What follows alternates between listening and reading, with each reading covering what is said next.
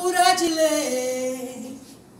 É tempo, uma cura tatá. É namura só. Oh, é namuria.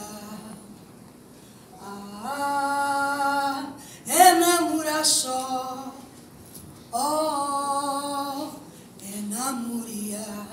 É tempo, é tempo. Há muito tempo atrás, as pessoas se reuniam, iam para uma floresta, acendiam uma fogueira e o grande sábio abria os portões do céu e o grande Deus Tempo vinha falar com os homens. Ele sussurrava no ouvido de cada um uma história, um segredo. E o tempo passava e todo mundo se reunia. Mas de uma geração para outra, as pessoas se esqueceram. Se esqueceram de acender a fogueira. Como é que faziam? Mas elas sabiam qual era o lugar exato da floresta. Então, ainda assim, elas se reuniam. É tempo, uma cura de lei. É tempo.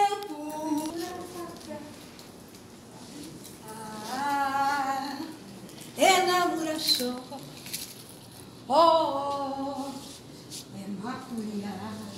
Então, o grande Deus Tempo vinha singrando pelas folhas e contava para cada um. Precioso, que pertencia a cada um. Aquela semente única, de uma geração para outra. As pessoas se esqueceram. Que lugar era aquele da floresta? Mas ainda assim se reuniam. E então, o grande Deus Tempo, ele vinha. As folhas traziam o tempo. E lá vinha ele. É tempo! É tempo! E ele dizia aquilo que ninguém pode dizer. Mas chegamos a essa geração.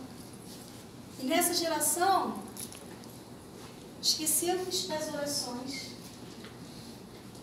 Não fazemos fogueiras, ou melhor, tristes são as fogueiras que fazemos. Esquecemos de estar em grupos.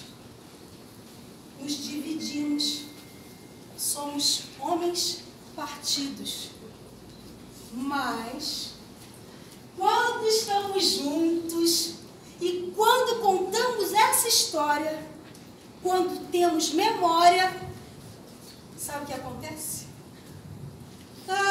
O grande Deus Tempo, ele ultrapassa tudo e vem entre folhas e vento, ultrapassa as paredes e conta para nós, para cada um de nós, um segredo único, uma semente.